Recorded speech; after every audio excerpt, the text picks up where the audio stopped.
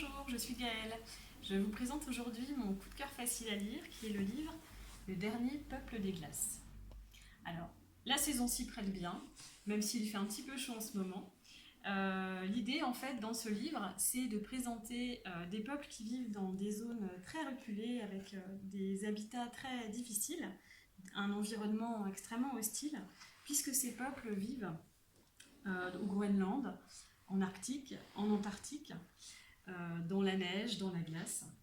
Alors c'est un très beau livre de photos, où on va retrouver des photos absolument magnifiques, à la fois des paysages de ces contrées lointaines, et puis également qui va présenter le mode de vie de ses habitants, qui nous semble à nous extrêmement lointain. Donc leur tradition, leur travail, qui est bien souvent lié à la garde des rennes, notamment à l'élevage de rennes, au lien très fort que ces peuples peuvent avoir avec la nature. Donc on va trouver à la fois de très belles photos dans ce livre, et puis également des portraits, de personnes assez attachantes, toute leur tradition également, le chamanisme, la musique. C'est un livre qui est à la fois très complet et puis qu'on peut aborder de manière très simple en lisant les photos, en lisant les légendes qui sont en dessous. Alors au niveau de la présentation, ce qui est intéressant, c'est qu'il est construit de manière à présenter chaque peuple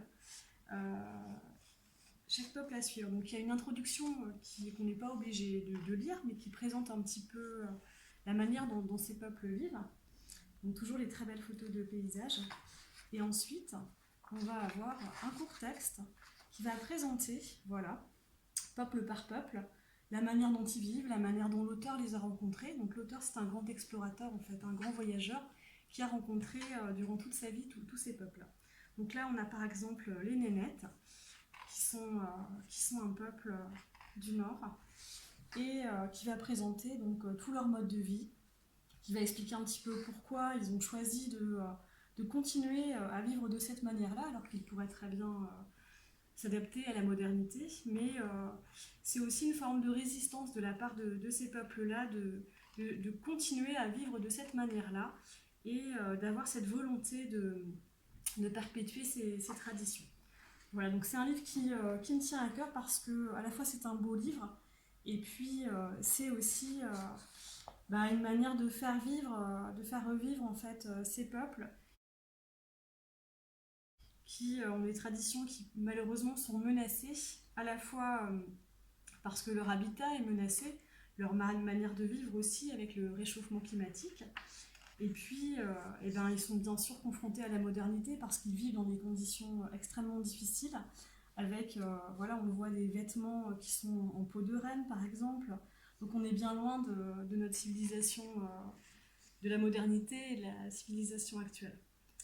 C'est aussi un livre d'espoir parce que on voit qu'en fait, c'est des peuples qui sont très attachés à la nature, et puis à leur communauté et qui essaient de communiquer aussi une certaine joie de vivre. Voilà, donc j'espère que ce livre vous plaira également et que ça vous donnera envie de le retrouver dans les bibliothèques.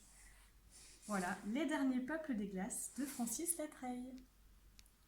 Bonne journée!